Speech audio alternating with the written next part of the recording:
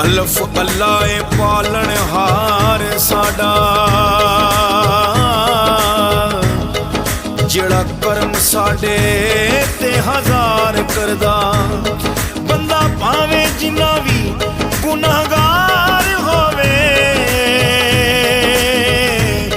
ਬਖਸ਼ ਦਿੰਦਾ ਏ ਨਹੀਂ ਇਨਕਾਰ ਕਰਦਾ। ਕੋਈ ਮੁਸ਼ਕਿਲ ਵੀ ਆਵੇ ਉਹਦੇ ਬੰਦਿਆਂ ਤੇ, ਅੱਗੇ ਰਹਿਮਤਾਂ ਦੀ ਉਹ ਦੀਵਾਰ ਕਰਦਾ। ਹਸਨ ਉਹਨੂੰ ਰਾਜ਼ੀ ਕਰਨਾ ਔਖਾ ਨਹੀਂ, ਉਹ 70 ਮਾਵਾਂ ਤੋਂ ਵੱਧ ਕੇ ਪਿਆਰ ਕਰਦਾ। ਹੱਥ ਜੋੜ ਕੇ ਜੇ ਰੱਬ ਨੂੰ ਮਨਾਈਏ, ਫਿਰ ਰੱਬ ਮੰਨ ਜਾਣਾ। ਹੱਥ ਜੋੜ ਕੇ